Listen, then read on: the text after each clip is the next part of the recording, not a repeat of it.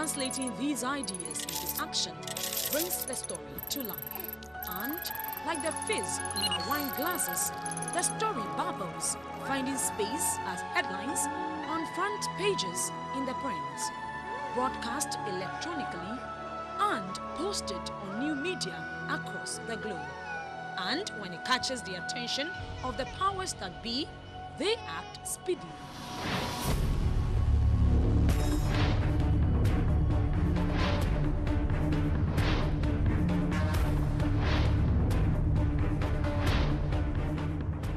Join my able panelists and I as we speak to weightier issues from all quarters of the professional ladder, share our journalistic experiences, and offer insight beyond what is reported, all on one magazine platform, the Reporters Roundtable. Every Thursday from 10 a.m. to 12 noon on GBC24. Watch a repeat on GBC24 on Sundays from 4 to 6 p.m. and on Tuesdays on Ghana Television from 3 to 5 p.m. The Reporters Roundtable. All angles, all sides. All right, everyone, welcome to another edition of the Reporters Roundtable. And President Akufo Addo has launched an ambitious government project for the agricultural sector. The Planting for Food and Jobs is styled on the 1970 Operation Feed Yourself program.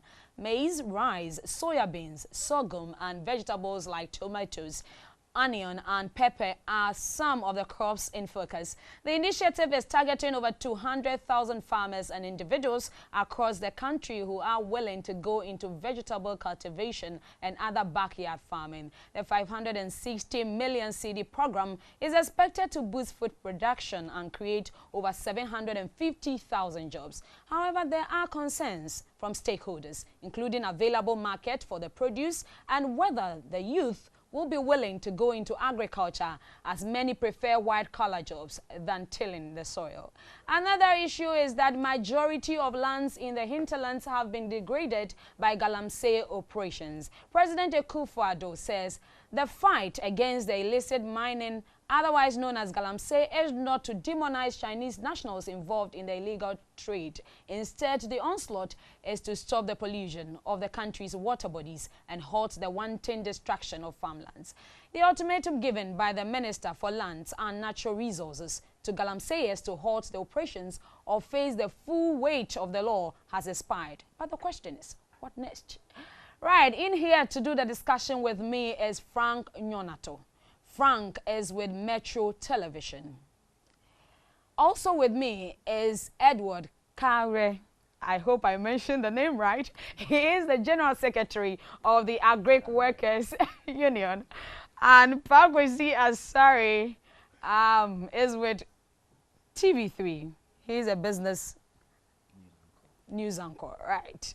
My name is Rebekah Awuah, and the show is produced by Phyllis Kofi, Max Sisu, and Celestine Avi. Good to have you, Frank. Yes. It's been a very long time, and you're looking great. You're not the only one saying it. I think that everybody's saying it. Everybody is saying it. I believe that I'm more stable now. Traveling, and so I think that is also taking its own toll, because I'm no more running around like I used to previously. Now I'm more, seated and a bit concentrating. So I believe that that is what is contributing to this. I hope I don't put on again because a lot of people are saying. All right, let's go to our discussion. I hope I didn't butcher your name, Mr. Kwasi. How did you mention? Kareweh. No, Kareweh. You just Kareweh. You break it down. Oh. Kareweh. What does that mean? No, there's God there. So it's I am part of God, so I'm heavily protected. Okay. That's the meaning of it. Oh, right. Yeah. Let me take your initial reaction to the President's initiative, Planting for Food and Jobs. What do you make of it? Yeah, I think you made the statement that it is an ambitious, program. Indeed, it is an ambitious program, and it has been modeled in the like of the 1970s one by the late president of that time, Achampong. You know, it's not far different from what happened that time, except that they are being implemented at different times. You know, whereas at that time our economy was a closed one. Today we have over-liberalized. So the challenges are different. The solutions must also be different. But it's a very good policy, and you just need to ensure that the policy is implemented to the letter, you know. And we often have good policies in this country. I think our major constraint as a people, when it comes to managing things, you know, the management aspect is not about the drawing aspect, you know, formulation aspect of policies, but managing the policies to the final stage is normally our problem. So the implementation will be the bigger challenge, and we all need to work hard to make sure that we don't experience the bottlenecks, the challenges that actually destroyed very laudable and good policies in the past. Yes. What do you have to say? Well, I think it's a great program, a great idea indeed. It was first announced at the New Year's School by the Minister for Agriculture, Dr. Akufo Addo. And it came as very good news to a lot of people. Indeed, like Mr. Kareweh said, agriculture has been the mainstay of our economy. You have over 50% of the population engaged in agriculture. Unfortunately, over the years, over the last few years, agriculture's contribution to GDP has been declining.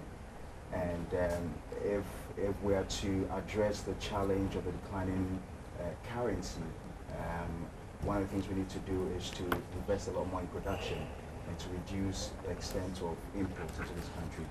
And so any idea that seeks to encourage production, especially in the agriculture sector, comes as good news. But then again, the nitty-gritties are there for us to really examine and to look at in terms of implementation, and to find out if a lot of things being proposed are the right things going forward. We're told that a little over $500 million, about 561 million cedis, I beg your pardon, has been allocated to this project. About 2.5 million farmers are to benefit from this project, directly or indirectly. We're expecting over 700,000 jobs to be created out of this. So the whole idea behind it is good, but I guess there are challenges. Challenges, for instance, regards to the requirements needed. And you're told, for instance, that you, to benefit from this, you need to have to own about 5 acres of land, which is going to be a challenge because over 80% of farmers own less than 5 acres of land. So how do you address that challenge? So this will be by way of my initial take, and then as we go along, share our All thoughts. right. Frank. Yeah, Let's hear from you. I would say that it's a very laudable program. It's not the first time we've seen programs like this launched. My main concern has always been, if you go back some 15, 20 years ago, has always been how we track some of these programs, and then its sustainability. And the difficulty I've had with some of these programs is the fact that the very moment governments change or personalities change around particular programs in particular government agencies and then ministries, the energy that was driving or that were driving some of these programs, we do not see that same energy being attached to them, because it then becomes as if everyone who comes wants to put up his own policy or a new program, and then you don't see where resources, you know, really are supposed to get to are getting. So I am saying that it's a very laudable program. My initial concerns with starting a programs like this will be how stakeholders are roped onto such a program. We have institutions like, or associations like the Ghana National, is it the Ghana National National Farmers Winners Association of Ghana. Yeah. This is a very big group. This group is made up of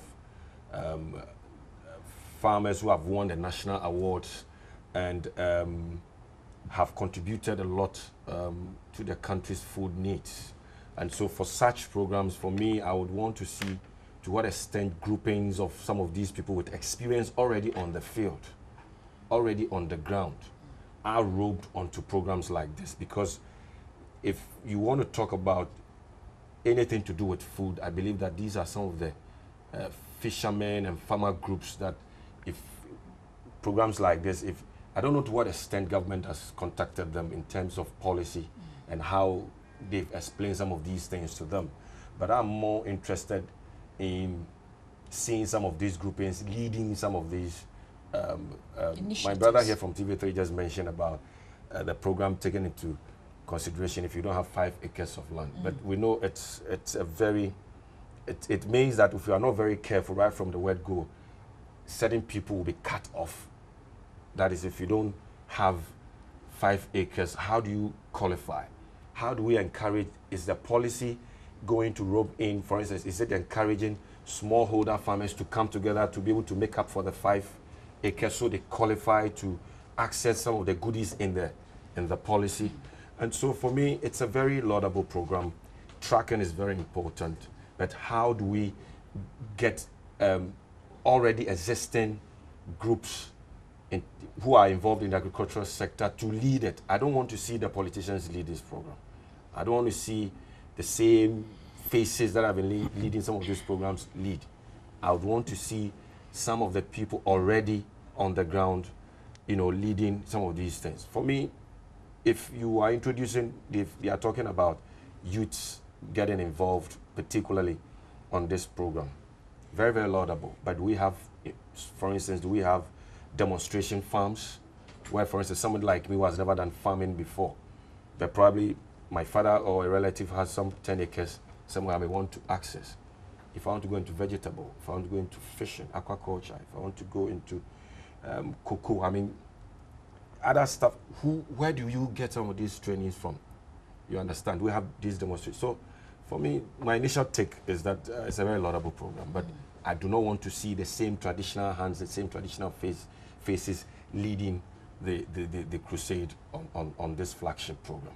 Right, I'll come to you shortly to get your take on how it's going to impact on food security in Ghana. Then we'll go in that line. But before then, the president was in Go also to launch this program. So let's treat you to this video. Let's see what the president said and how far this will go, whether it's sustainable or not. Then we'll come back to continue with the discussion. Immediately after assuming the presidency, President Akufo Addo outlined his vision for the agricultural sector dubbed Planting for Food and Jobs. Prices of food are relatively expensive in Ghana, which demands immediate attention, and the way out is a comprehensive agricultural campaign to address this challenge. Hence, the Planting for Food and Jobs campaign. The campaign forms part of efforts to generate more wealth in the agricultural sector and to improve livelihood of farmers and fisher folks, as well as help grow the national economy. It is designed to encourage all citizens to take up farming as full or part-time activity. The program has now taken off with 5 major crops, namely maize, rice, soyabeans, sorghum, and vegetables. The campaign, which is anchored on 5 pillars: provision of improved seeds, supply of fertilizers, provision of dedicated extension services, marketing, and e-agriculture. According to the Minister for Food and Agriculture, Dr. Owusu Akoto-Afriyie, the campaign will set the country on a path of food sufficiency and security. I wish to state that both private and public institutions are being called upon and encouraged and supported to set up their own farms. Institutions like the breweries, the food processors, schools, colleges, and prisons are all being encouraged to establish their own farms. In subsequent years, the campaign will be expanded to include industrial and other cash crops and the livestock subsector. The President, Nana Akufo Addo, outlined the measures the government is putting in place to ensure that the program succeeds. government intends to construct a 1,000 metric ton capacity warehouse in each of the 216 districts. The purpose of these warehouses would be to handle produce, as well as to store the anticipated surpluses under the Planting for Foods and Jobs campaign. Government will also expand the feeder road and farm track networks to mitigate post-harvest losses and also ensure foodstuffs are available to customers. He said agriculture by 2030 will be big business in Africa, and the government is positioning the sector to meet the demand. The World Bank estimates that agriculture and agribusiness together could command a United States dollars 1 trillion presence in Africa's continental economy by 2030, compared to 313 billion United States dollars in 2010. If we are to make headway, there has to be a fundamental change in attitude towards agriculture. Agriculture is not and cannot be a single crop industry. Farming is a business, and it is a profession that must be promoted and studied like all other professions. About 560 million Ghana cedis has been earmarked for the Campaign for Food and Jobs program, and the return on investment is estimated at 1.3 billion Ghana cedis. In terms of job creation, 200,000 farmers have been selected to start the program in all the 216 districts across the country, and about 750,000 jobs are expected to be created this year.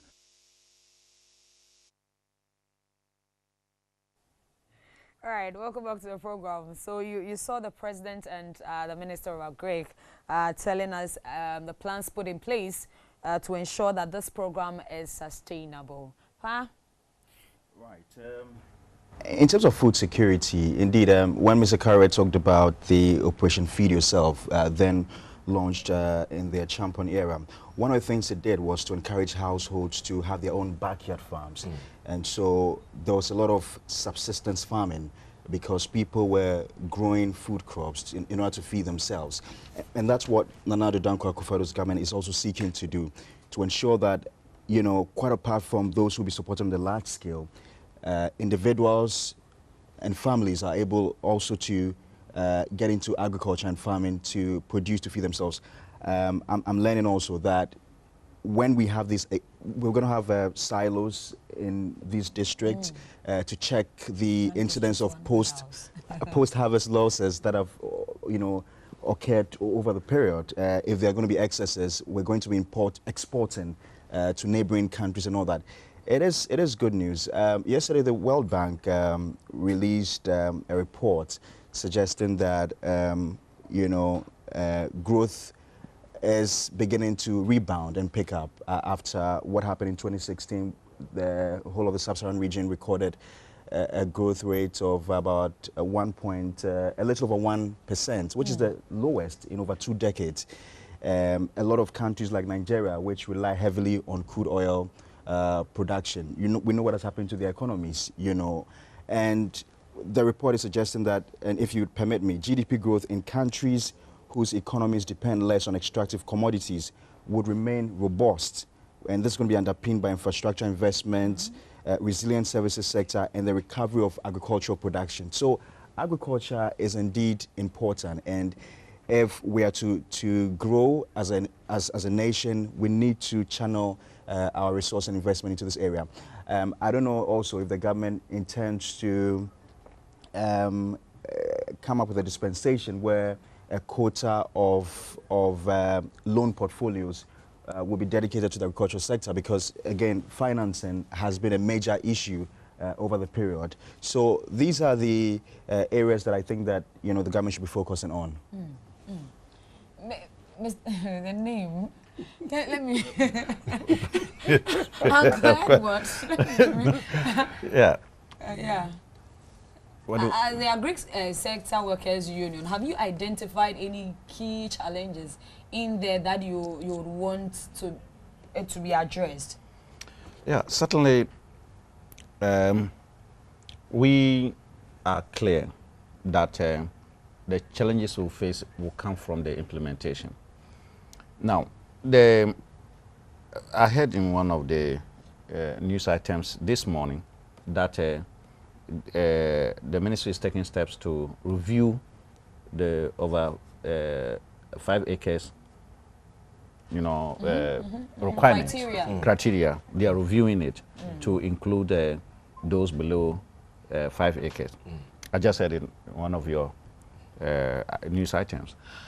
But the implementation, we have identified 200,000 farmers. The assumption here is that this identification is properly done and they are the right people. You see, if they are the right people and then you then proceed to provide the support. And you can see this is largely government-driven program. The Operation Feed Yourself and Operation Feed Your Industry programs, where they had a slogan that there is money in the soil. That message was not talking about those that government was supporting at the time or the farm brigades and then and so on, but that any person at all who is looking for money, there's money in the soil. So by that statement and commitment, and then by then too, the military leaders, the weekend will spend it on the farms. They have set up their own farms. So there was leadership commitment and involvement in the production itself. So that became exemplary for people to see and then actually know that they were committed to it. Now, we need a similar thing to be done. It's not just about a program saying that we have identified 200,000 farmers, we are supplying them this, they have to produce for us. We want to see leadership involvement practically in agriculture. We have had instances that they said agriculture in Africa is not sexy. It's not sexy because, our leaders do not get them involved themselves. When they make money, where do they invest? Do they invest in agriculture or they invest in other businesses? So this could be a very a turning point for all of us. The challenges will only come in the implementation. And again, we should not have put in place some mechanisms to deal with the challenges. One of them is that all the farmers are put on a platform, e-platform, where they will be informed about new agronomical provided with extension services, and so on. That could also be. Now we are also aware that the subsidy is there, and the subsidy government is taking 50% of it. It's huge, particularly for fertilizer. However, we know that sometimes these subsidies do not even get to the target group. We have had instances where articulated loads of fertilizer got missing on their way to the target districts.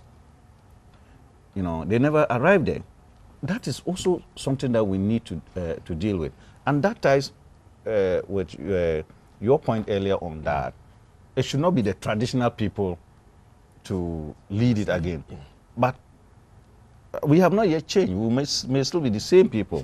But we only have to change the way we are going to carry on this. And again, if you look at it, reading from the president's speech and then the minister's speech, the main focus of this planting for food and jobs is to arrest the declining agricultural fortunes. That over the 8 years or so, there has been a decline in agricultural production. So they need to arrest that.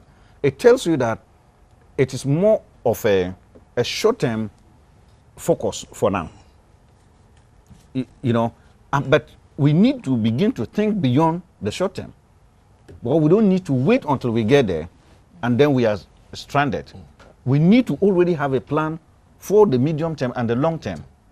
And that is where your point about getting the banks to allocate a portion of their loan portfolio annually to agriculture will end up, taking away the burden of credit to the farmers from the state.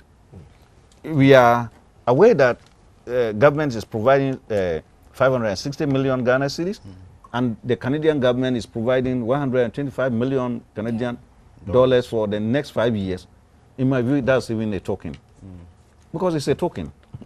For 5 years, is that how you should? But of course, once it's an assistance, and the World Bank is also granting $50 million, is that a grant or is a loan? And then what then happens when all these supports dry up? How are we sustaining it?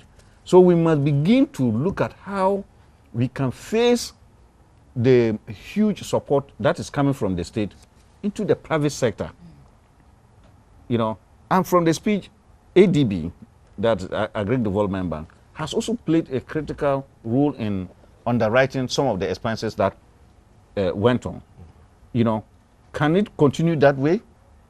No. And we should not put the burden on few banks or state institutions to finance agriculture.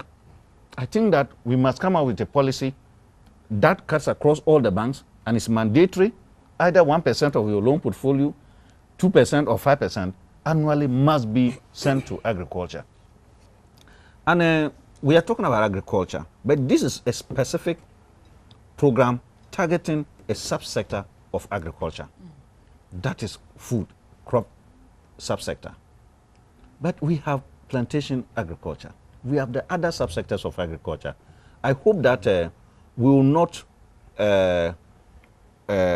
concentrate on this and forget about those other subsectors. Otherwise, it will come back to undermine the very efforts that we are putting in this particular one. But I can understand government.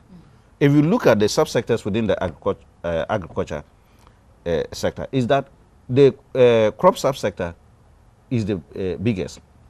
So whatever happens there affects the fortunes of the whole sector. So if you have choices to make, where do you go first? And more importantly, this provides food for your underprivileged in society. So it's not out of place that government is targeting this area first, but I only hope that they will not over-concentrate in this area and leave the other subsectors of the agric sector. Otherwise, it will come back to undermine all the efforts that we are making. Frank? Very interesting point. Very, very interesting point.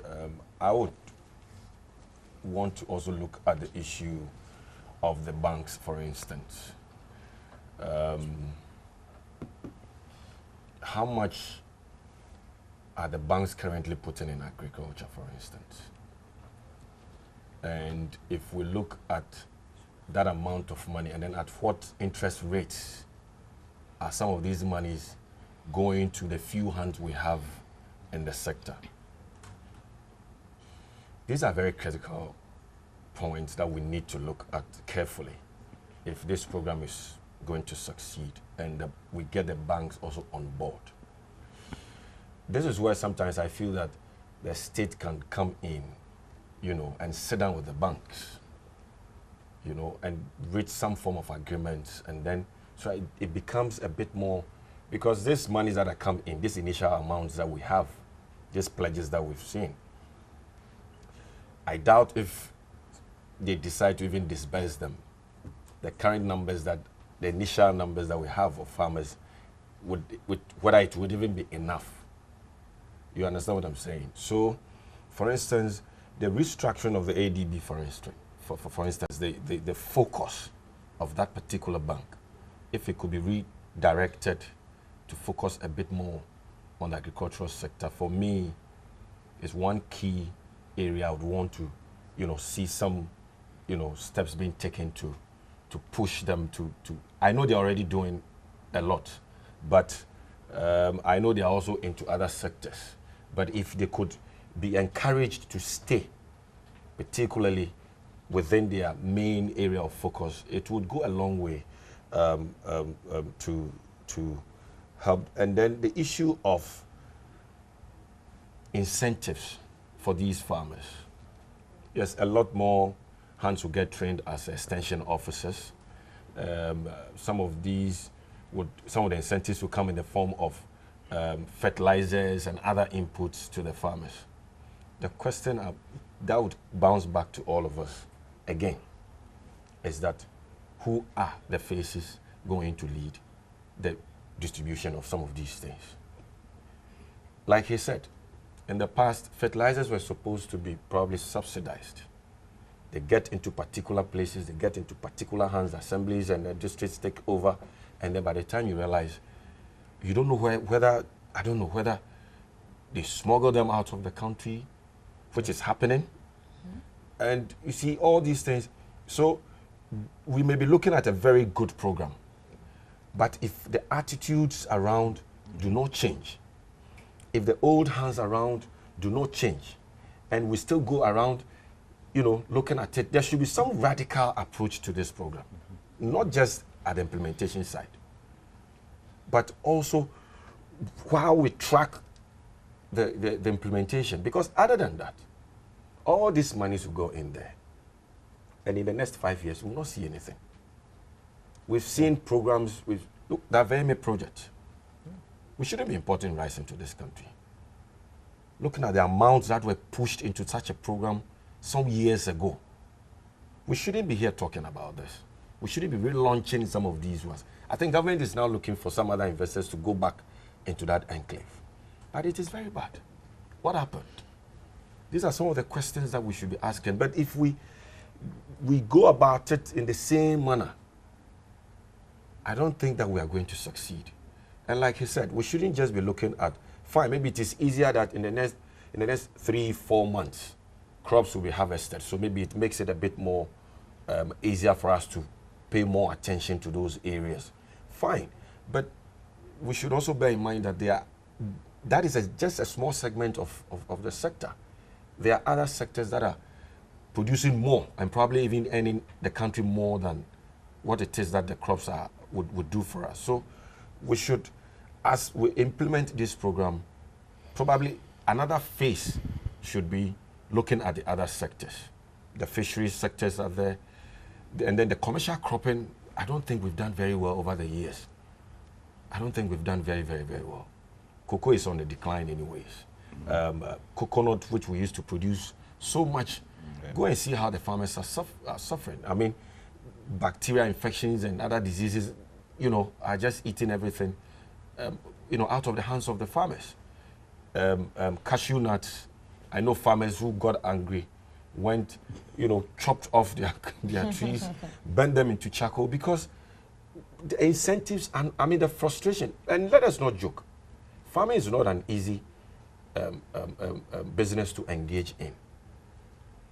With this program, processing has always been a problem in this country.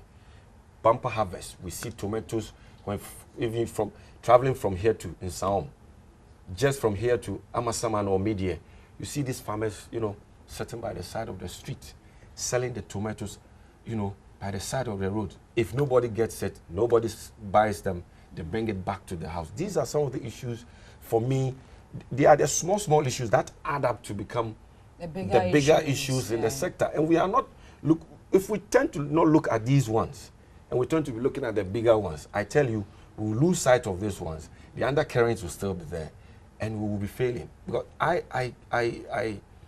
my dad, who is now a retired police officer, was involved in farming when we were in the Eastern region, and he was profiting, and the little time that we spent on the farms. But I can tell you that it is also not easy.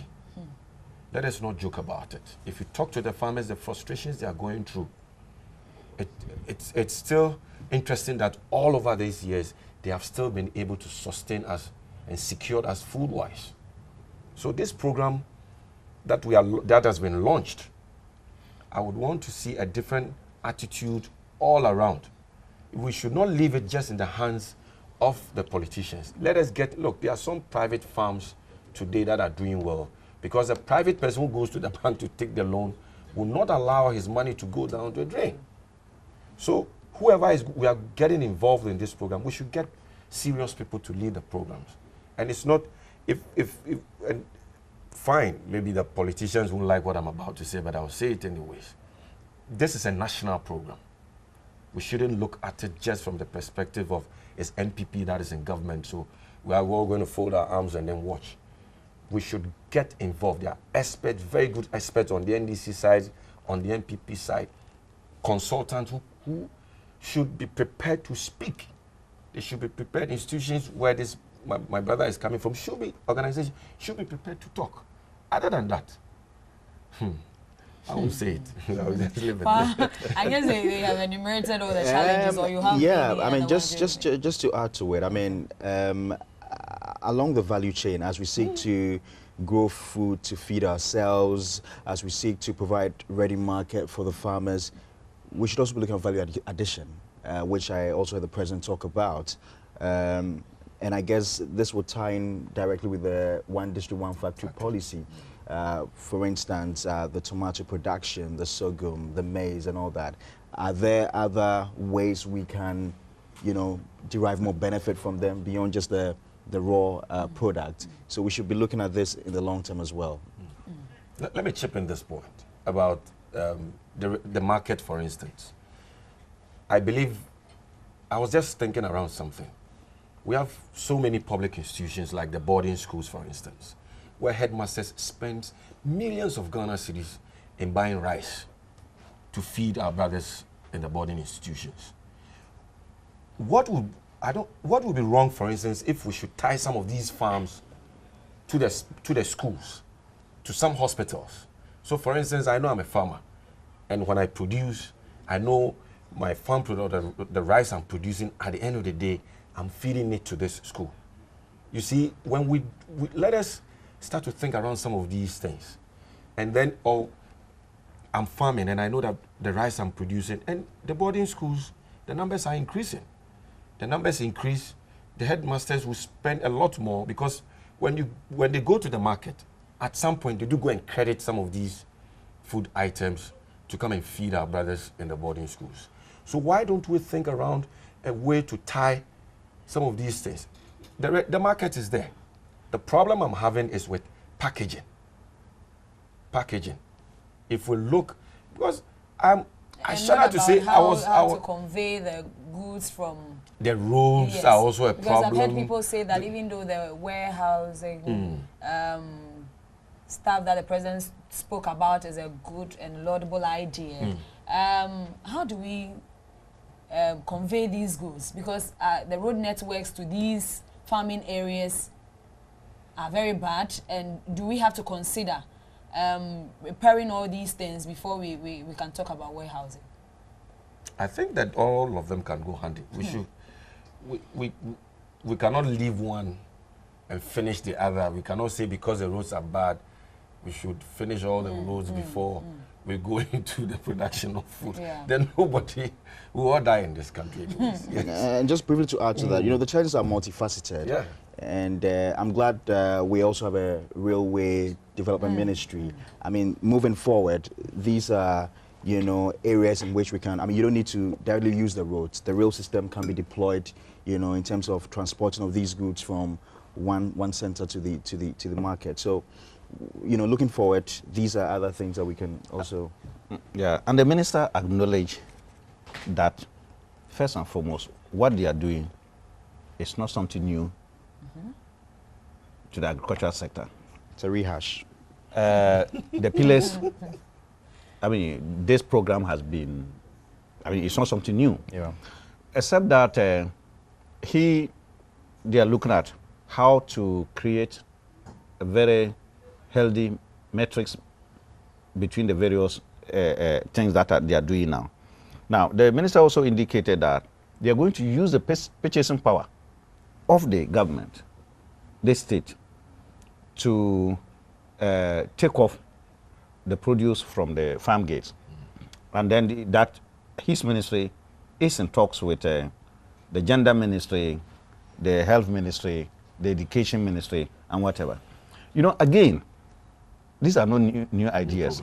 They have similar things have happened in the past, where they were linking the school feeding program to buy produce from local market. But the problem is that the schools normally do not have money at the time they are lifting the food items.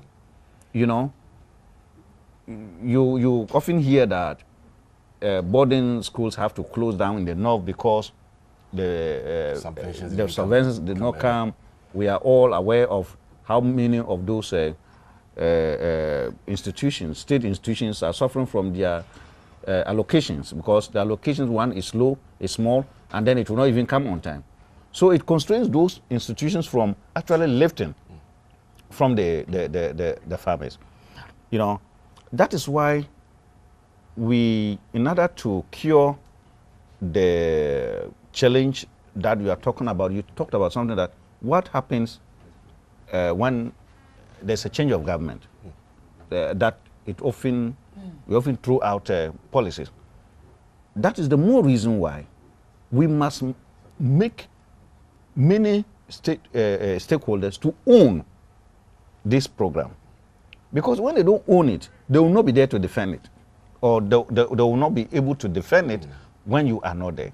But if they own it, particularly when it comes to the implementation period, it's not yet late. They need to rope in the various stakeholders at the strategic points so that they can own it. People can say, I am part of it. But if it is that it's government that is doing it, you know, it has a lifespan. Right. And the lifespan is tied to the lifespan of the government. Right. It is the Reporters Roundtable, and we are looking at the President's initiative, that bold initiative called Planting for Food and Jobs. We'll be back shortly, but you can join us via text or on WhatsApp on 02444 75422. And when our lines are activated, you can also call into the program on 0501 552 We are back shortly.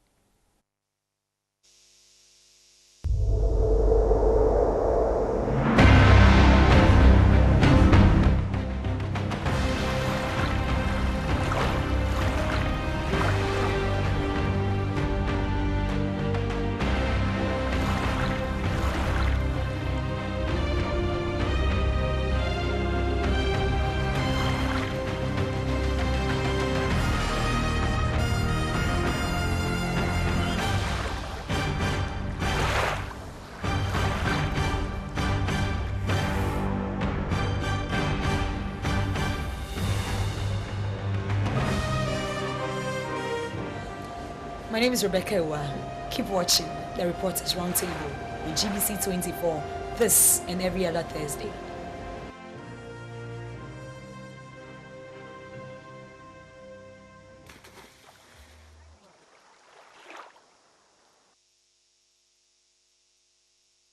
The Reporters Roundtable has come at the time that it should.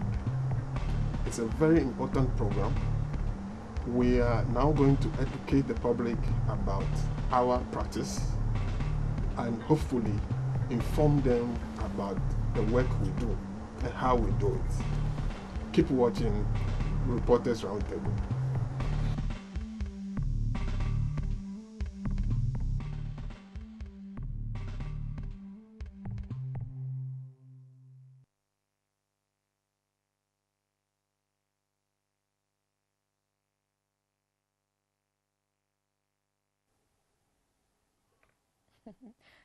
Oh, welcome back, and thank you for staying on to the Reporters Roundtable. But Frank, let me find out from you, if all the things that we've discussed here goes on well, how do you foresee this program impacting positively on the economy? We can't run away from the positive effect that it will have on the economy. I mean, it will cut across all sectors. Let us not run away from that. if food becomes very cheap in this country, you know what impact it would have on our pockets and then on the economy. My little concern, let me raise this point also, I wanted to raise it earlier on, is that the land tenure systems in this country must be looked at again, critically. If we are encouraging private sector people to take advantage of this program, I believe that one of the few things we should do or looked at critically should be the land tenure system, because the acquisition of land and land issues in this country is one of the main reasons why people do not want to even put their monies into the agricultural sector. If we are asking private people to come, I'm very sure we would have some private hands who are already in the system, and so probably on this particular program may want to go out and then source for more funding or encourage their friends from foreign direct investment or investors to come in and then put in resources.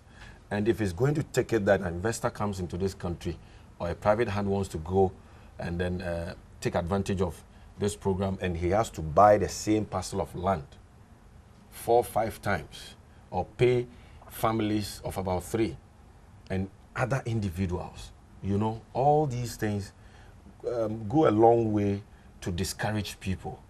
But in this same program, I would want to believe that some farm banks are being looked at where agricultural lands belonging to the state, from the state, and I don't think it will be too difficult if the state wants to engage a private person to go onto its land and then, produce from the land. I don't think it will be that difficult like it will be from, the normal traditional hands like the chiefs, and then we deal with families, and then we deal with individuals and all those other stuff. So I would want those aspects looked at. On the question that you asked, I was talking earlier on about packaging. And I was in Palma about 2 years ago. And I can tell you that it's one of the largest tomato producing and onion producing, areas in Italy. In fact, one of the regions, and it is interesting to know that they've encouraged smallholder farmers to also still remain productive. And what have they done? One of the things they did was that if they know you are the main tomato processor, or you are the one who can can these tomatoes for them, or the onions, what they've done is that some of these private people have only built one single factory at the center somewhere that has become the pooling, for all the smallholder farmers. So Kwasi can go and say, I want to name my tomato brand Kwasi tomatoes. But it's being produced by the same factory. I don't have to, so government should be, in implementing this particular program, should also be very critical where it positions the factories and the industries it intends to build, so that we do not scatter these things, but where we position them so they can become, the center that pulls everybody to come there, and then, because I don't see why I should be producing tomatoes and there's a tomato factory here, maybe there's one at Suhum, there's one, at Media, there's one at Nsahom. No. But if we can position some of these factories in such a way that the same factory but can produce different brands. Because look, if we go to the market, look at the tomato brands that we have.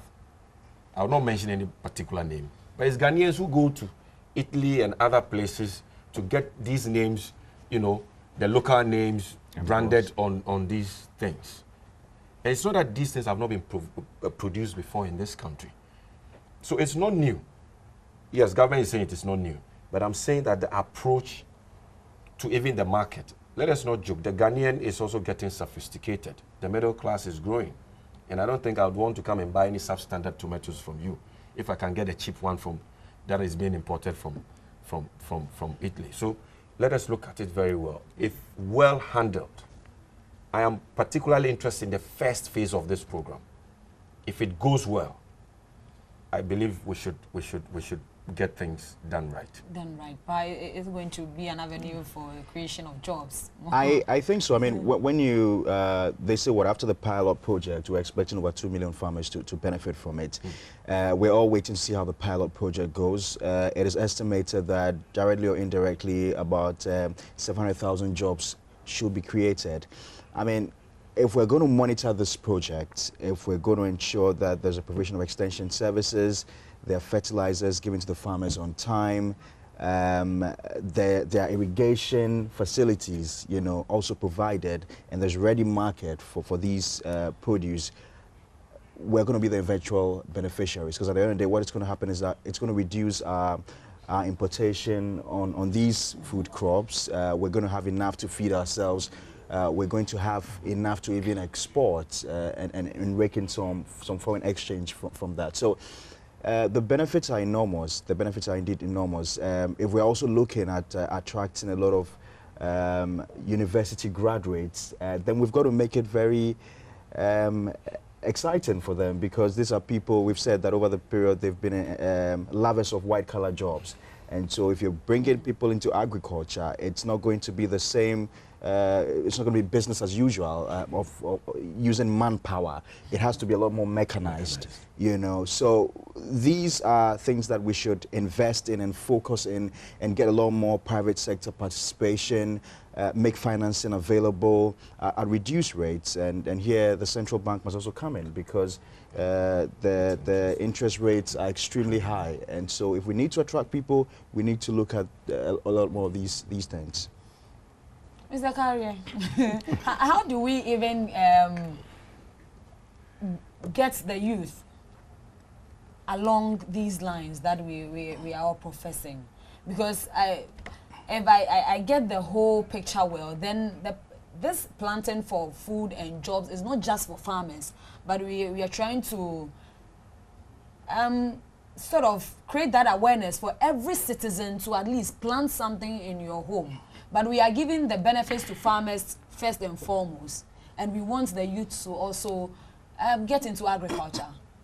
How do we do that? You know, it's like business. You know, you just simply create the enabling environment and people move there. You can't tie the youth to that place. Many people, youth have exited agriculture. I mean, some of us today would not have been here, would have either been huge. Probably sitting at the central bank. Yeah, no, not at the, I'm just talking about being huge farmers and so on. We had to exit it because we had huge losses. You know, so there are jobs that are going to be created. We also have to appreciate that we have a labor force. Now, that's why we have to be surgical. We look at our own labor force. We see that majority of our unemployed are the young ones, and that is the GSS, the SS, and then the universities. Now, the jobs that are going to be created, if they are low-scale jobs, then we'll target the GSS and the SS. I know, so I expect more of those people to be employed than the graduates. The other thing we need to, we just as also assume that there's market. You know, there's no market. The market is not there. You know, a market of 27 or 28 million Ghanaians has been occupied. It has been occupied by in two ways, by domestic producers and then by imports. Now, what we are trying to do now is to increase domestic production. When you increase domestic production, you need to reduce, also increase the domestic market, or the space that is left for the domestic market. And that is constrained. And how is it constrained? It's constrained by the competitive advantage that the imports have over local producers. So you need another cluster of policies to address the market issue. You know, whilst we are addressing the production side, increasing our production, you know, you have to constrain the market or create space for the domestic producers. Now, government will say that, look, but we are saying we would use the purchasing power of the state to do that. That is one aspect. But the other aspect is that, for instance, if you take rice, this year, per the budget estimate, and then also what we have been told about this planting for food and jobs, is that rice production will go up by 49%. And that is nearly 50% increase. That is huge. Now you ask yourself today, local rice producers, do they have a challenge with market or not? And you are journalists. You let us see the things.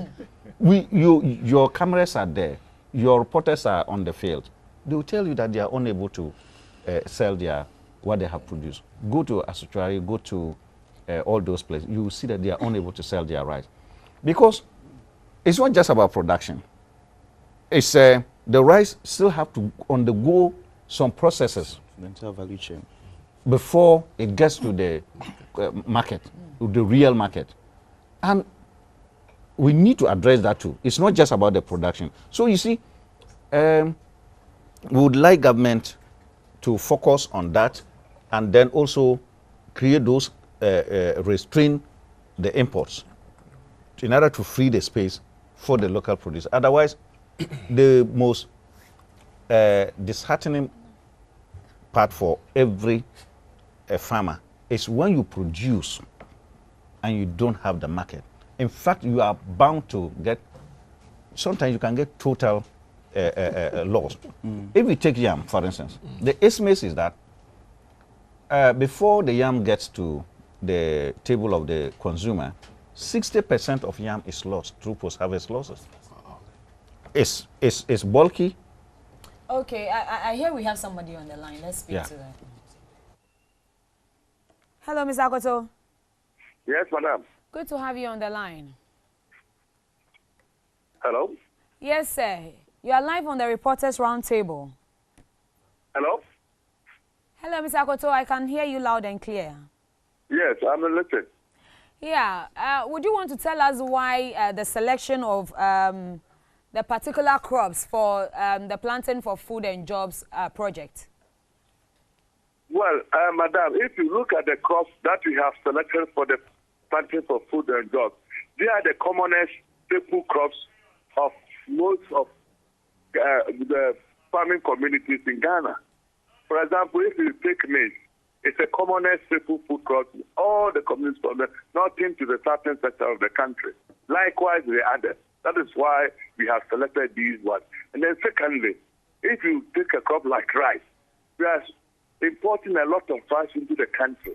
So we have selected that if you can be able to implement the programs throughout these years, to bring down the import of these particular commodities. Okay, right, but how come there's nothing on livestock? Livestock, well, this is the first year of the present government, and they have just rolled out this program for this year. Subsequently, you'll be adding our other sectors of the agriculture sector. So that is why this year the emphasis is on these 5 selected crops. Okay. I also have in here Kwasi Asare, who is a journalist. I don't know whether Kwasi has any follow-up to, any question for you. Well, I mean, just a quick one. One of the challenges that have been expressed ever since this was launched. Hello? Yes, sir. Can you hear me? Hello, sir. Yes, I'm listening. Great. I'm asking that one of the challenges that have been raised ever since this launch came up yesterday is that one of the requirements for this whole planting for food and jobs is that farmers must own acres of about 5 acres of land.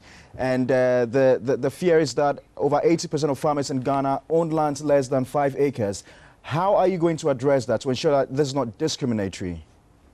Please, we have not indicated that farmers should be able to have 5 hectares before they can participate in this program.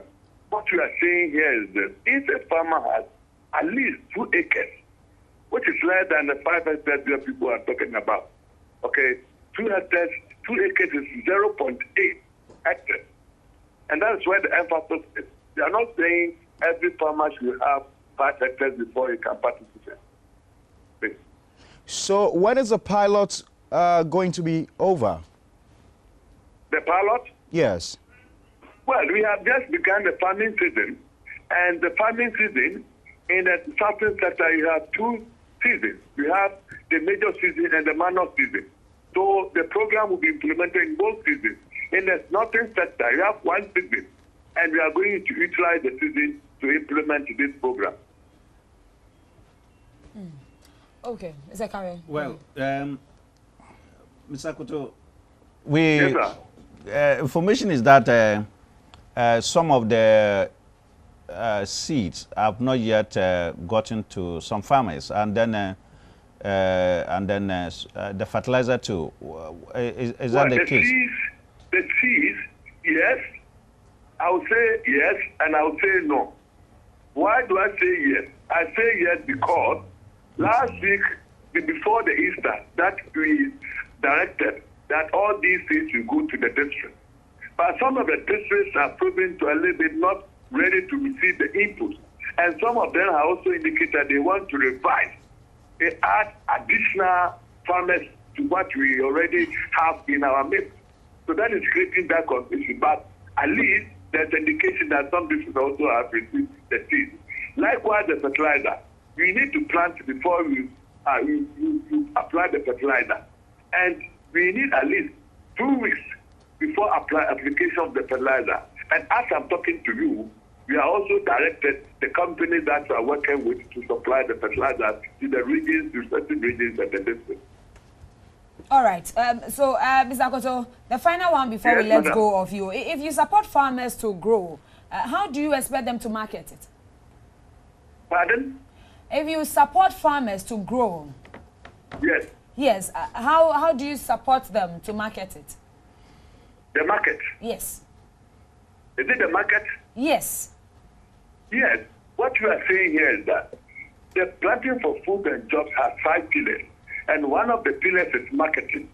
And if you heard the president say yesterday, the president has indicated as part of solving the marketing problem, we are going to put up warehouses all over the country, so that at least government will, together with the private sector, will be able to mobilize all what the farmers are going to produce. So it's part of the program. And in addition to that, we have identified certain groups of people called aggregators and off-takers. Aggregators are people who go around the farming community, mopping up what the farmers are doing and what the farmers are coming up with. And we have the list, and we are going to meet them and also have a discussion with them so that we can also dispatch them to the various farming communities to mop up what the farmers are going to produce. Okay, thank you very much, Mr. Osiakoto. Thank you. Thank you so much for your time. Mr. Osiakoto is the Acting Director, Crop Services of the Ministry of Food and Agriculture, and he's been talking to us about this major initiative by the government. We'll be back. The 3-week ultimatum issued by the Ministry of Lands and Natural Resources for all illegal miners to stop their activities on operations ended on Wednesday, 19th April.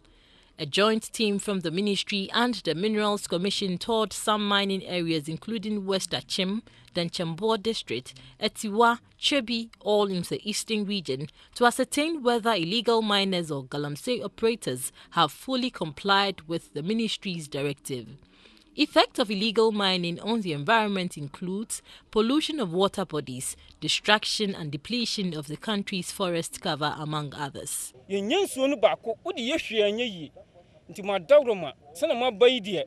Mon coca be extra good for home. Make me a senka, minyo penny be demon, come a dumber cocotte, a could chum damage. As I almost see 100 meters, and some of good for no coin, a 2 good, moving so 100 meters. But, and yes, I hire Mosias and Tin so that I come. But Quabin dear, and so no her cabacco, Ninkin Sonia or her 100, Ninin na say, a cabacco pet, and a duck room one for us. However, some illegal miners have tendered in their equipment. The sector minister, Mr. Peter John Amewu, did not miss words in blaming the Minerals Commission for the current situation.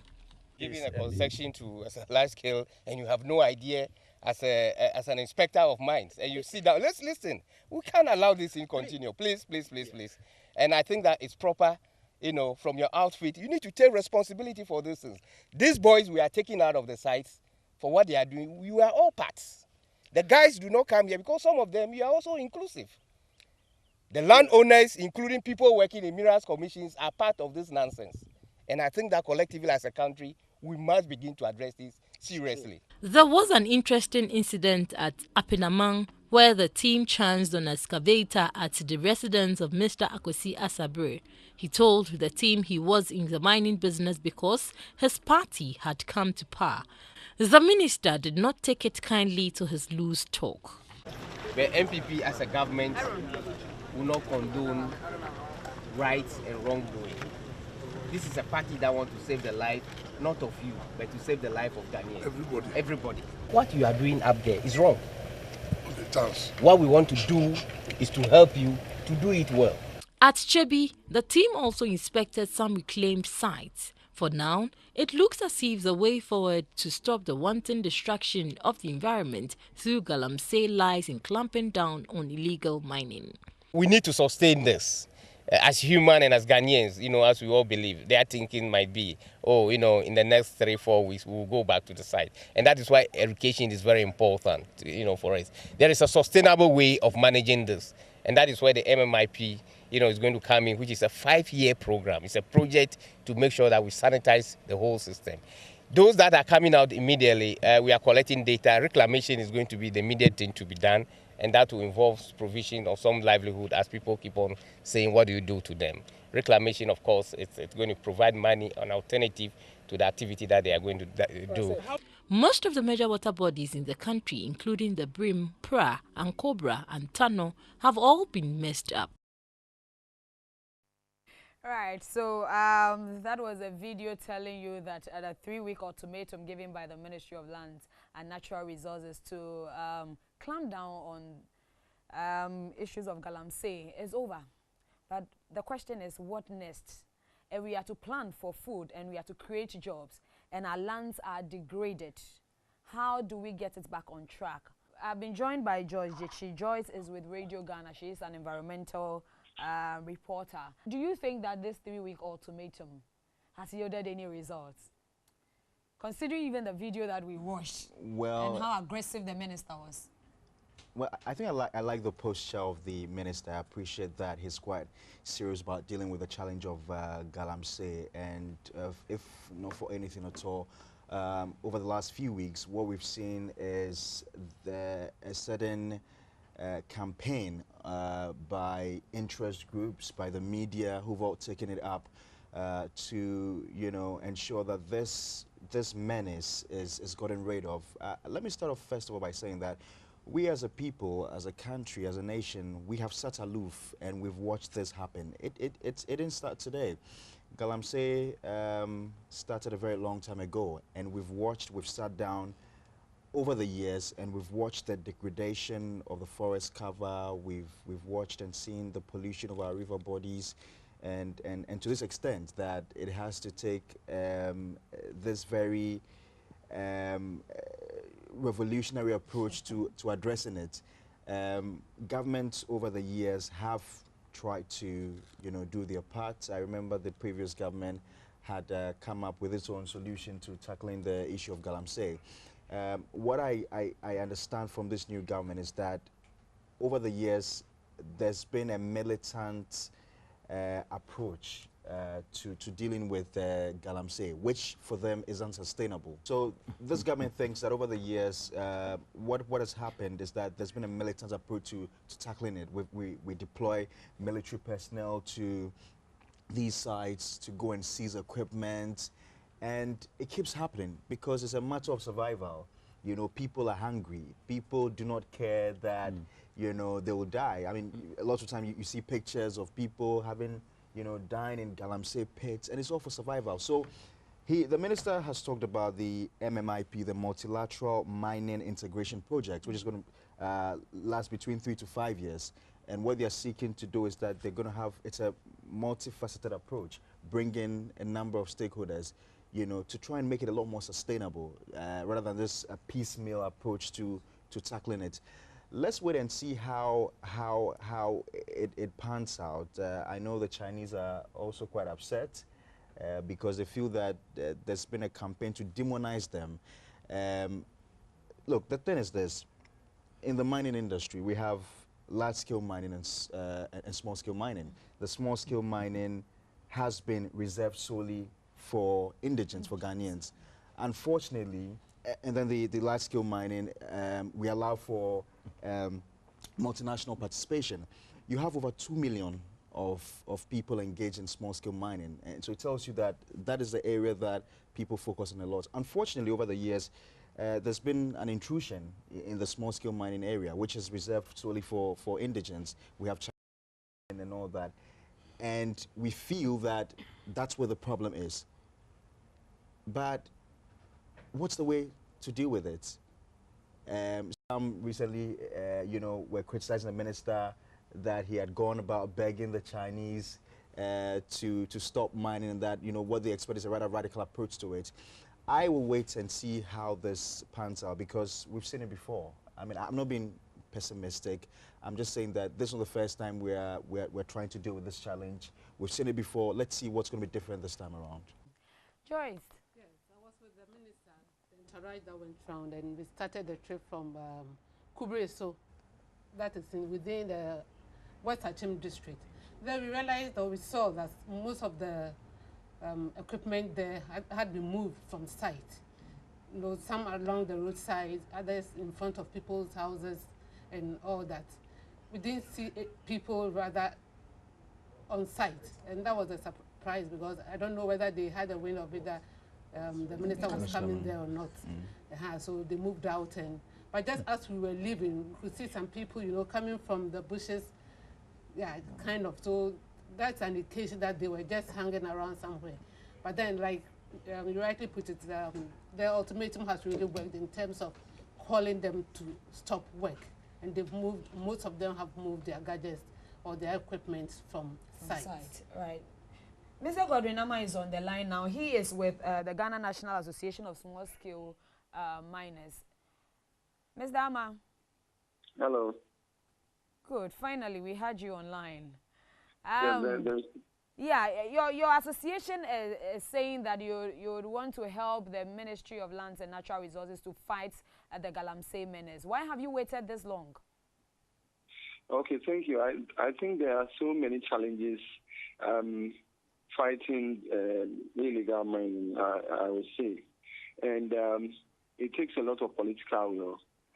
As an association, what we've done in the past is when people are working on river bodies and all that, some are arrested and we send them to the police.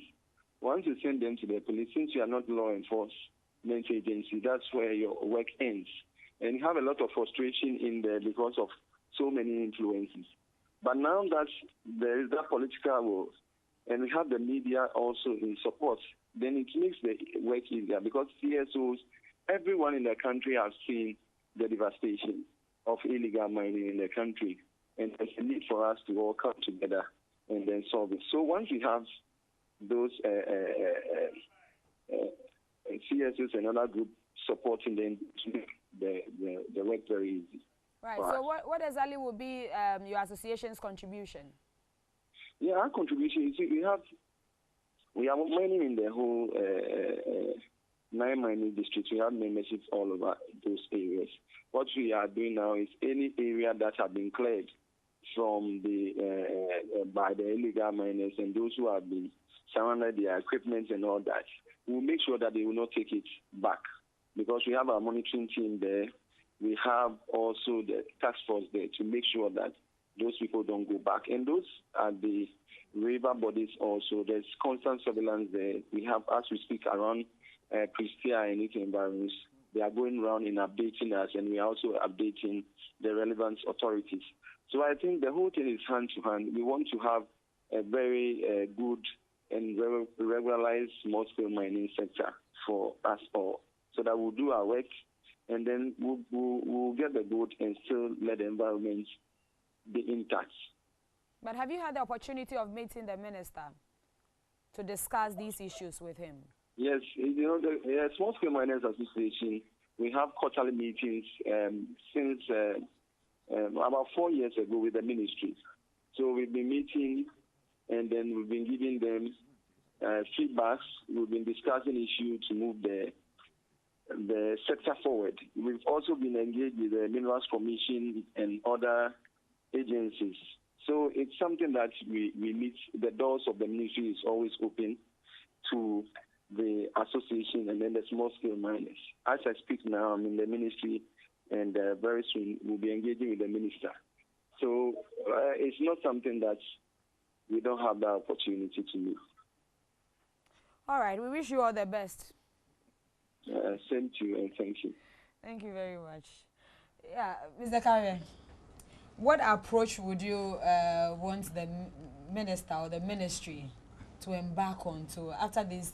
The 3-week ultimatum is gone. So, what next should we expect? Force. Force must apply. You see, we can't romanticize this issue. One, it's illegal. Two, we've given them ultimatum. It's criminal. It's criminal, it's everything. And then what are we going to do? To sit down with who? And do what? Now, you see, you can already see that when you are just narrating what you saw there, the equipment are just moved to the roadside, ready to go back.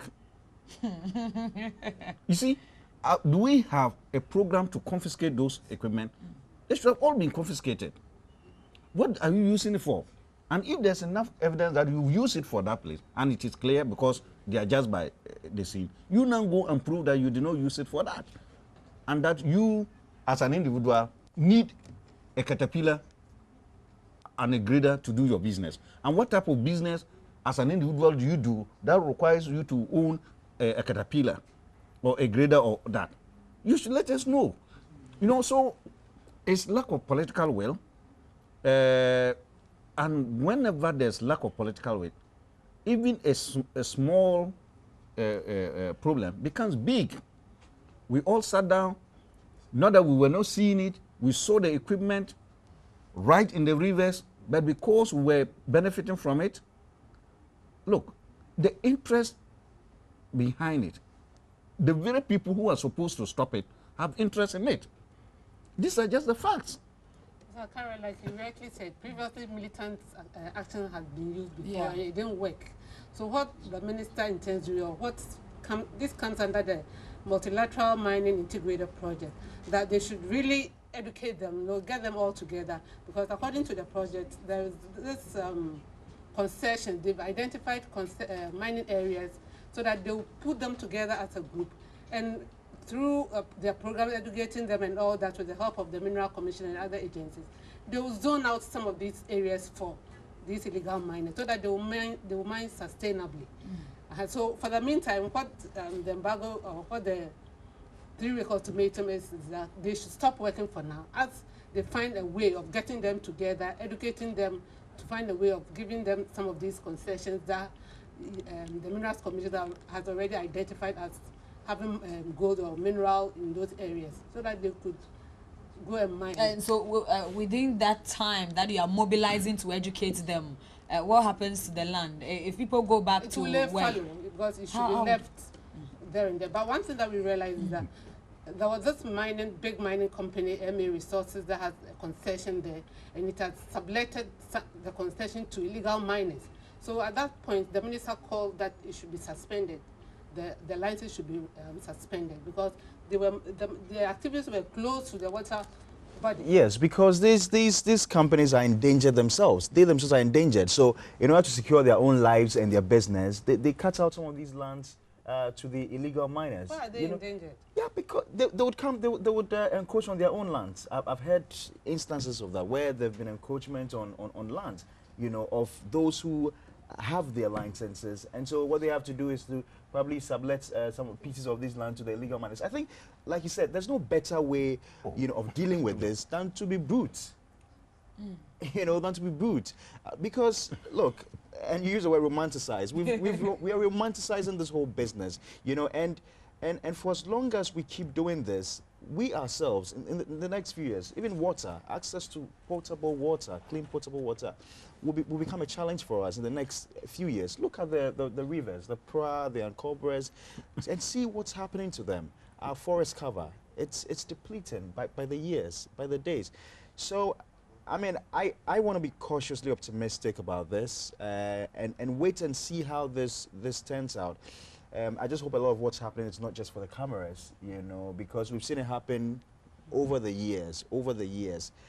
I mean, the Minerals Commission, the Lands and Natural Resources Ministry, most of these, you know, people themselves are complicit in this whole process, the granting of licenses. You know, you'd be amazed to know that a lot of these people, the people who go for the small-scale mining licenses, end up engaging in this, you know, illegal mining business. So it's a multifaceted, you know, approach that's needed in tackling this problem. And all of us, the media, you know, all interest groups must, you know, be involved in this fight. And that is why we would like government to lead by saying that, look, we are suspending all forms of mining, except underground mining. Surface mining, that is the beginning of it. Because what do you mean by surface mine? You go and scoop the surface of the soil, and after that, how can it sustain vegetation again and agriculture? We have reached a point where we have to say halt completely for the next 4 years, 5 years, until we address our problems. We cannot go and be begging people. No, we can't do that. Look, a state makes laws and use force to ensure that those laws are obeyed. I'm afraid to say, Mr. Kareweh, and sorry to catch you here, our problem is not, the problem of this country is not really about education, because people know the right things to do. What we need to do is to enforce the laws. But the challenge here is that the combatant approach has been used before, and I think they are being cautious as to how to. I have a problem with that. When someone thinks that the combatant approach did not succeed, it did not succeed because it was not sustained. You know, all that we've been doing, and the major challenge of our development is because we have the good policies, we don't sustain them. When you start putting up a house, you must make sure that you complete the house before you move into to start another house. But if you think that you have started a house and then you get to the middle and you leave it, then come another time you are starting another foundation somewhere. This is what we've been doing with our policies. So the program was not sustained because of the interest that is there. So if today we have chosen as a people, in fact, we can't blame anybody. We've chosen to go for gold, and everything of ours is now gold. We don't want vegetation, we don't want water, we don't want anything. Everything must be gold. So the water is now gold. Go and drink your gold. Go and eat your gold. You know, we cannot sit down, and we also blame the foreigners that have come in at them. Look. Okay, Mr. Kareweh, I'll allow you to conclude that one, but let me announce our phone line: 0501 552 729, 0501 552 729. The number is 0501 552 729. You can call us and get interactive with us. But first, please lower the volume on your set, because it will give us a terrible feedback if you do not do so. Okay, please conclude so that, then I bring in. Are we saying that when Chinese come into this country, they come with what type of visa? Is it to work, to set up business, or visitors visa? When they come, can't we trace them? We know them, we see them. So you see, we just sit down and we are behaving that, oh, let's not be hard, let's not do this. It's all lack of political will. There's no need for education. We are all aware of the dangers of it. Those who are involved in the galamsey, they are aware. Look at the gentleman that the minister spoke with. I mean, of course, he must be a big man, and then being able to buy that machine, and he has kept it in his house, and he's saying that my party has come, so I'm going to mine. Yeah. We have Frederick from Agnoga on the line. Let's speak to Frederick. Hello, Frederick. You're live on the Reporters Roundtable. What are they going to do to you? Yeah, good morning to you and your family. Good morning, Frederick. Which of the issues would you want to speak to? My sister, I want to contribute to the program. Please do. Starting from the president, planting for food and then job for the youth. You see, it's a good step in the right direction. Looking at the NPP as a party, I remember vividly when former President Akufo was redeemed. There is one honorable in our area called Honorable Akufo Addo. This man, he is one of the role models for we the youth, especially in Nyonator here. He was the one who brought planting farming or irrigation farming to the whole Ghana from China. So this man, we acknowledge him a lot because he brought a lot of development to our area. If you see most of the youth, most of the people now, they engage in agriculture through this irrigation farming. So NPP as a party, we know whatever they are bringing on board, we favor a lot of Ghanaians. Look at fertilizer, as I can give you a statistic here, 2016 down to 2015, we bought fertilizer without a subsidy to 120 Ghana cedis. The one with a subsidy is 100 Ghana cedis. Now look at this regime. We are buying a fertilizer for 50 cedis, 45 Ghana cedis. Is it not too good? It's good. So let us take this as we Ghanaians and then acknowledge this parent government. Akufo Addo government is one of the serious government that we will ever have in Ghana. The project that he's bringing on board, why don't favor every Ghanaian? You understand? For the White House that he promises, I think White House will benefit a lot of us. Even the regions that are not having a farming project, as soon as we farm in the rural area here, the product will be bring to the urban sector. They will store it over there. So far as there's a shortage, they only go for it and then distribute to the various markets. Right, so it's a good step in the right direction. Coming to the galamsey.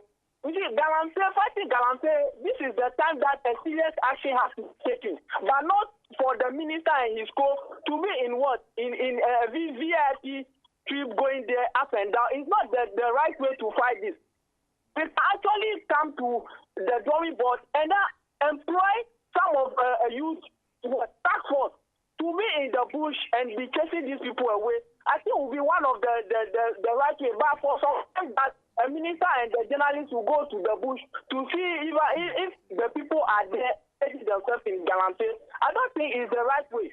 So the right thing for us to do, let us invest in some of the youth as task force to be in the bush and then report these people to us so that the police and then the security people will go there and then chase these people away instead of at times we will see the minister with the journalists to go there to issue point is well made. You understand? Yes, sir. Thank you so much for that. What do you make of his approach? That we should not just go there with journalists, go and cover the issues, but we should get indigents in those towns. We train them so that they can be in the bushes, so that they can deter people from continuing with this act. Sorry for interrupting, but journalists have to be on the field to really see the devastation that this illegal mining has caused. And when we went, it's really an eye-opener to me because a place like Chebi, the old Kumasi Road, both sides, the devastation was so unbearable to my side. It was just heartbreaking when I saw it. But there was this farmer from Kwabin that spoke with us. I'll allow you continue your story on the Kwabin farmer. But we have Suwate from Dansoman. Hello, Suwate. Hello, good morning. Good morning.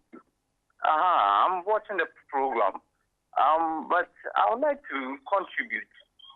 It seems the previous government did its part to really, as it is, to curtail this menace.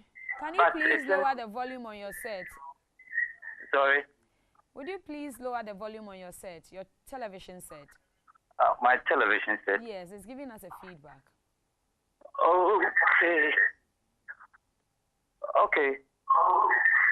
Okay, please, what I'm trying to say is, since the previous government did its quota, contributed, but just as the man there was also saying that we need to sustain it, sustainability. When you bring up a program or you roll a program, you need to sustain it. Other than that, it will really fall into the mud and wouldn't yield any benefit. Of course, there will be money spent in there, like as the young man said. They will be going there in their forerunners with journalists to cover the issue. But the people, as even the madam there said, they will be hiding in the bushes just as before they leave. They will come back and engage in the same sort of thing again. So it seems they need to employ even some of the galamsey guys to really serve as task people around the place to give information to policemen and to other law enforcement agencies to enforce and bring that thing to standstill totally. Because if you see the water bodies, even from Ankobra, they say about 40% of the water bodies are being destroyed. You see, so it is really disheartening seeing all these things. It is actually disheartening. It really hurts us when we sit back. So thank you very much. Thank you so much. I really understand the point. I know. This guy was so passionate, this farmer that we met, that when he saw the convoy, he took a taxi to follow us to where there was this nearby town called Mosianso. So he followed us to that place to really vent out whatever is in him. But what was so sad about the whole thing, what he said was that even these days, when they are going to the farm, they have to go with sachet water because they can't bring small streams all along are all polluted, to the point that even water to mix its chemicals with to spray or to really do his farming is a problem. So it was so sad, and he painted the picture. But then he was blaming it on a particular mining company called Extra Gold. And this particular company, the chief of Kibi also mentioned it because, according to him, the company has caused so much devastation. But we have somebody from Dansoman. Joy. Yes, George. George. Oh, sorry about that, George. You're live on the Reporters Roundtable. Which of the issues would you want to speak to? Planting for food and jobs, or galamsey? Galamsey. Yes. Good morning. Okay. What I would want to say is that I think this is the time we really need our journalists and our media men, because I think we have to put a lot of pressure on government and vigilance. If government knows that along every step of the way, the journalists together in the various districts are watching, recording, reporting, then that sustainability for maybe 3-4 years, we know that everything that we planned is going on. What I'm saying is that I don't have confidence in how even the whole program began. For example, if you meet someone stealing from your land, or you meet someone breaking into your house, do you give the person a 3-week ultimatum to stop stealing? Why that 3 weeks ultimatum? From that part, I think it didn't sound serious enough for me. If you meet someone is doing an illegality, galamsey, stop. Why do you have to give them 3 weeks ultimatum? So I think all that I'm trying to say is I think media, you really have to help us. Okay. Journalists, you really have to help us to keep government on their toes. That's my submission. All right. Thank you very much, George. The media's role in all of this. Yes. It's enormous, and I must say that this issue of galamsey is devastating, and to use the word devastating is just a euphemistic way of saying something which is far more repugnant. Yeah. I mean, this is unbelievable. We're killing ourselves slowly. We're watching it happen, and we're pretending we want to solve the situation. Pretending to solve it. Yeah, we're just pretending to solve the situation. Seriously, if you ask me. Let me put you on hold. Maxwell, that's so man. Oh, unfortunately, I lost Maxwell. But Pa, you can continue with your submission. But before then, let me take few messages that are in here. This one says, "My name is Albert, and I listen and watch you a lot. Thank you for the good work that you're doing for Mother Ghana. I'm really sad that someone can destroy our lands and boast on social media while the security authorities look on helpless. This nonsense can only go on in Ghana. All politicians are the same. Sometimes I agree with people like Donald Trump, who says things about black people the way it is. Not only should the government chase the Chinese and their Ghanaian compatriots out of the country, but they should also be made to pay for the damages they have caused to our rivers, and forest. Yes. This one is from Albert, and Albert, that is a strong one. Right. Okay. We have Mate from Accra Newtown. Mate. Hello, what up? Yes, you're live on the Reporters Roundtable. Yeah, thank you for the opportunity. I think the government is so far doing well, and we all as a PTG need to support. Talking about the farming for food and job is the right thing. I have about 20 acres of land, and I want to go into farming. But because of how expensive fertilizer and all those things are, I only use 6 acres because of how expensive things are, seedlings and all those things. So now that fertilizers has the subsidy, it will motivate some of us to go into farming. Although I'm a civil servant, but I have interest in farming, so I think it will help. And then if we talk about the galamsey, I think it's very bad. And politicians are more those people. That's why fighting galamsey is very difficult in the country. It's up to all of us, politicians, the journalists, and every citizen, all of us, have to come together, fight together, and make sure that this will stop. Thank you very much for the opportunity. Thank you, Mate.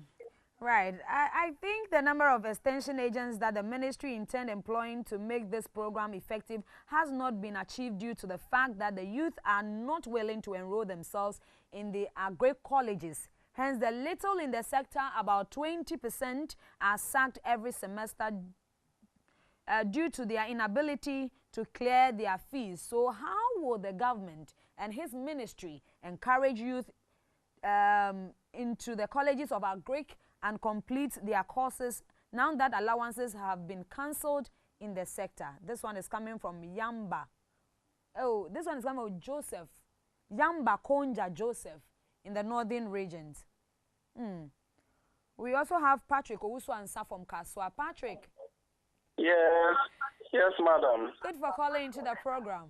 Yes, madam.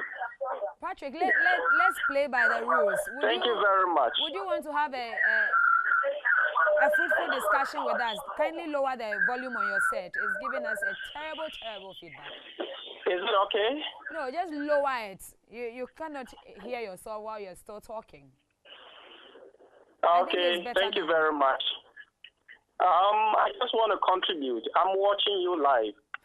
And it's a very wonderful thing that you do in the studio. Actually, this is a very critical issue because it has something to do with the vegetation, our water bodies, the forest reserve.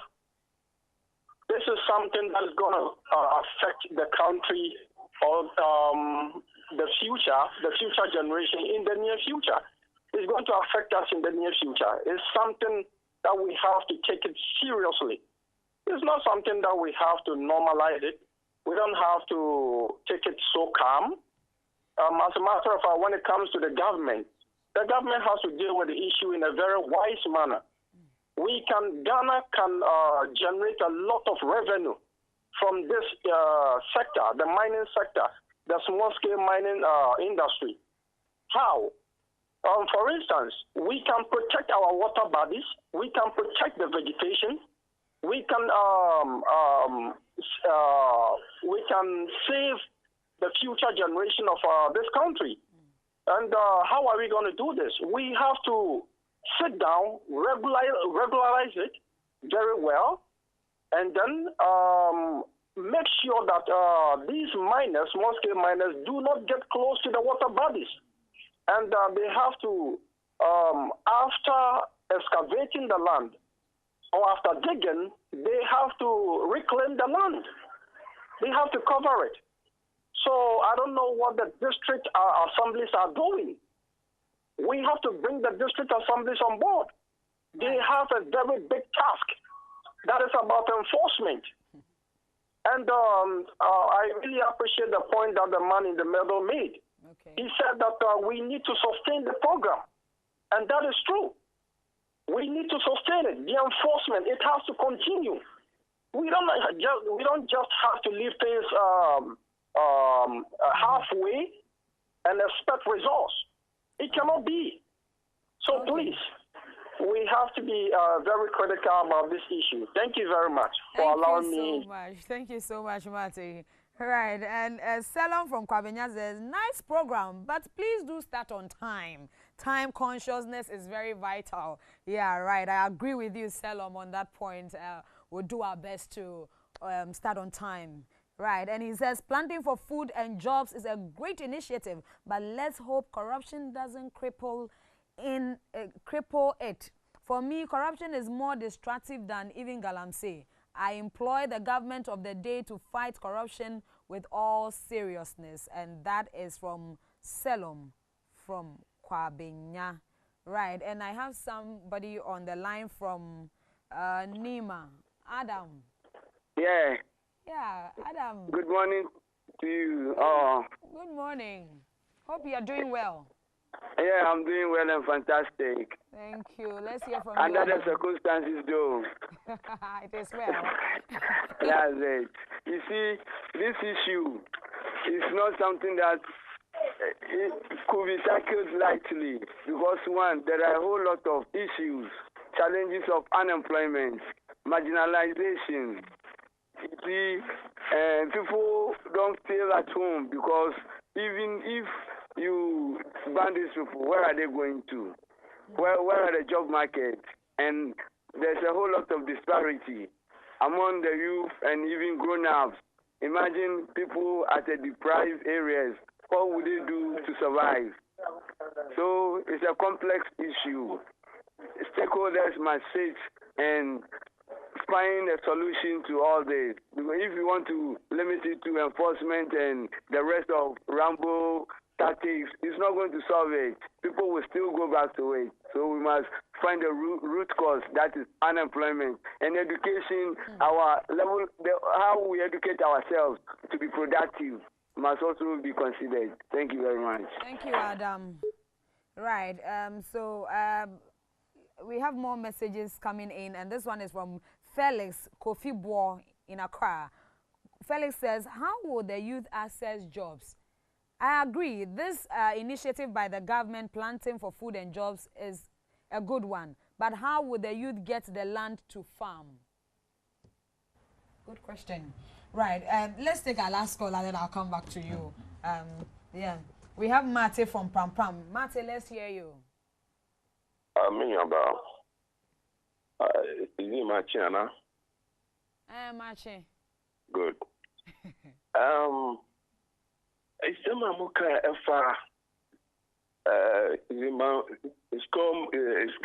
small scale man BBB Amokano. Aye. Yeah. I'll say you're very, very careful. How then Ghana in front of me from my system. Now officially no the omo yano. Baby say o man ankasa ana beja say yes ejimano. Na Chinese for now one from Omukum by our mobile ejimano.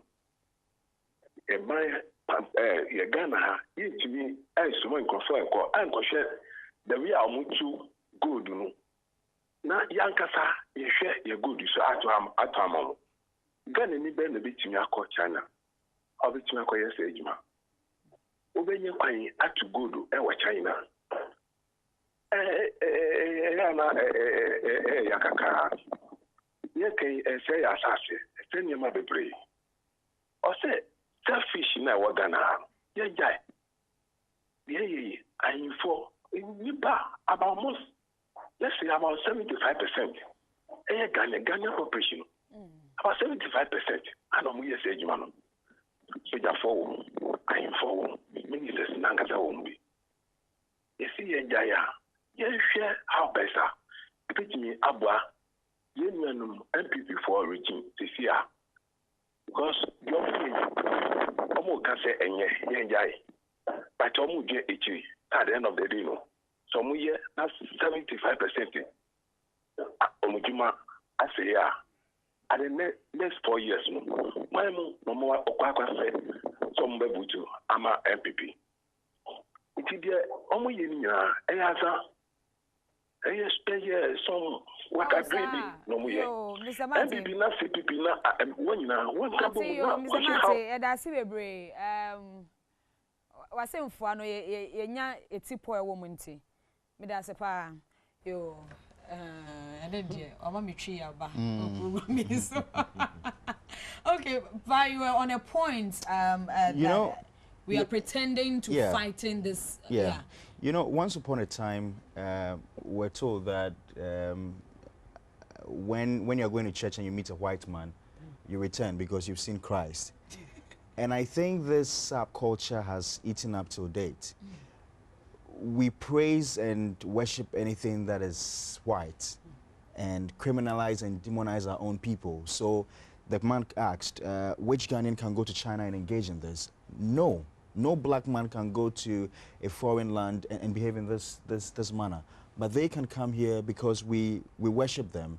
And we feel that by having them in our midst, there's Christ in our midst. I mean, that's how terrible it is. This fight against galamsey requires a lot of political will. A lot of political will. I've heard the president during his 6th March address. He spoke extensively about it. The Land and Natural Resources Minister appears to be determined to fight it. But the fight should not be left to them alone. Everyone must come on board.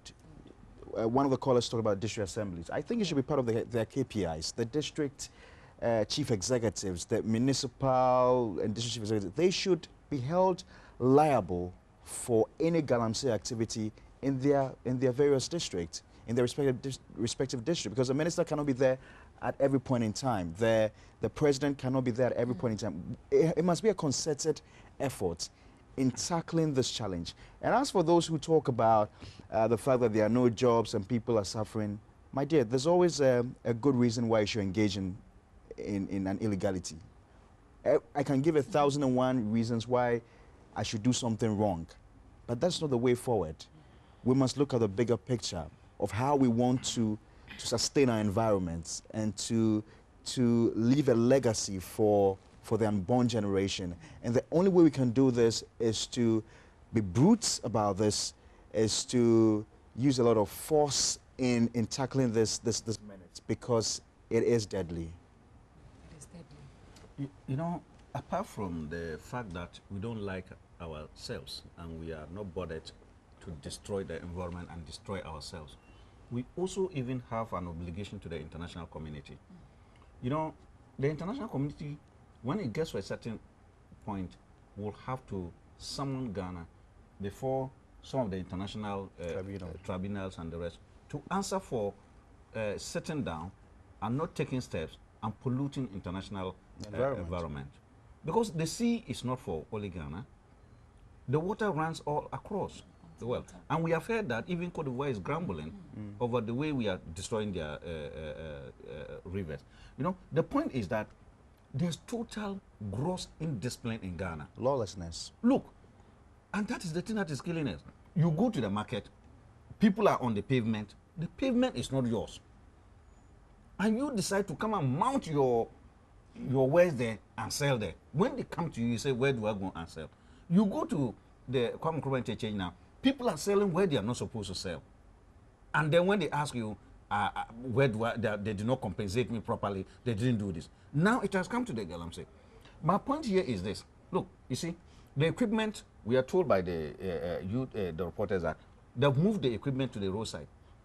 That equipment, if you don't clear it from that point, it has to go back to where it is supposed to be. If you have a knife, you have to use it. No one buys a car and keeps it in his house. You must drive the car. So all those equipment must be seized and cleared away from the area that they work. They cannot work in the city, and they are where they are supposed to work. So the first thing is that all equipment around that place must be confiscated. Come and prove why you need a grader. You need an excavator as an individual. What business do you do? And it has been found around that place. We have to take the radical decision. You just don't caution people and leave them. Now, you have come back to Accra.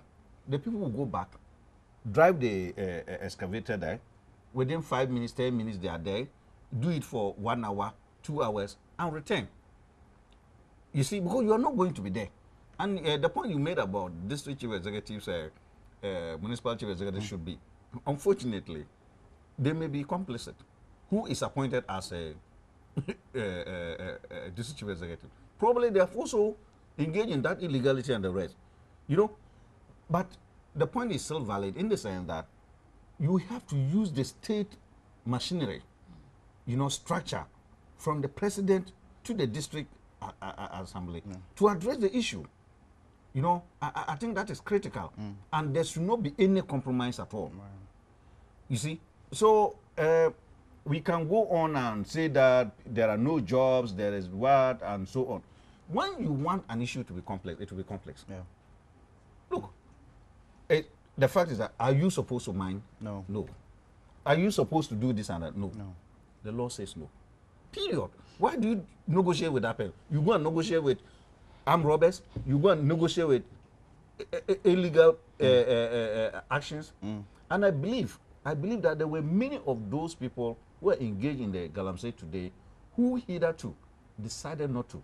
But they saw that nothing was being done to those who were engaged in the that act. So they also decided to jump into it.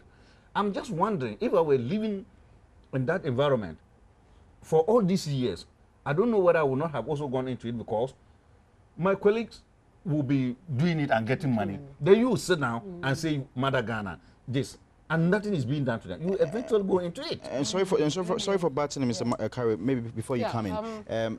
Look, I'm just scared for the way things are going on in this country. And I talk about political will.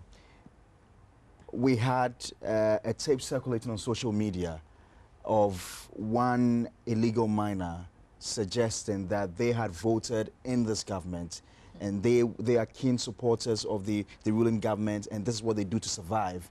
And so the government had no right to ask them to cease this activity. It's almost becoming that this country is determined on two lines, either you are NPP or NDC. And so maybe, you know, someday in future, before you marry a woman, she would ask you whether you're NPP or NDC before she either accepts or rejects your proposal. But it is getting crazy, and we've got to halt that subculture where politics, you know, is determining everything in this country. The government must be upfront on this matter. If it's going to risk your re-election in 2018, so be it. If we have all governments going to stick by the rules that govern, the people will change. But for as long as they know that their votes rely on you and you depend on their votes, then they'll continue to manipulate you and twist your hands and blackmail you. You know, so we've got to stop it. We've got to stop this nonsense, as the minister put it.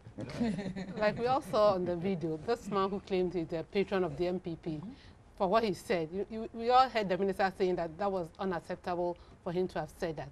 Yeah, so going forward, like everybody is saying that it's because the media also came in to propagate this or call it, describe it as it is. So going forward, the media campaign should be sustained, like we're saying, so that as part of it, they said that we are going to name and shame those who are not doing the right thing. So like somebody said when we went on our tour, extra gold, and it operates from Kibi to right up to Kwasi. And I hear because of this, their license has been suspended for now. And the Kibi Hine was also very disappointed the way things are going within the areas, to the point that he had to go to Kareweh to report about this same extra gold and its activities by giving out concessions, not covering up the dugout holes and all that. So naming and shaming as part of the media campaign will also really work. But one other thing that we realized, multinational firm like one other thing that we realized that there are some other few companies that are also doing the right thing. They are also rehabilitating and doing afforestation work, and they are also there. So apart from the bad nut, there are a few of them that are also doing well. I wants to ask something, but my time, I hear my time now, so you just add it quickly so that I... No, I was just going to talk about AngloGold, the multinational firm. You know, they had a series of battles with illegal miners. They had to even take government to the international tribunal over this matter. I think this conversation will go on and on and on and on and on. Yeah. So, but my time is up, and I have been in here with Kwasi Asare. Kwasi Asare is a business news anchor with TV3, and Mr. Edward Kareweh. Finally, I was able to mention the name rightly. He is the General Secretary of the Agric Workers Union, and Joyce Jechi is an environmental journalist with Radio Ghana. Earlier, we're here with Frank Nyonator, and Frank, as with Metro Television. My name is Rebekah Awuah, and thank you all for being a part of this program. We appreciate you a lot. We'll see you same time next week.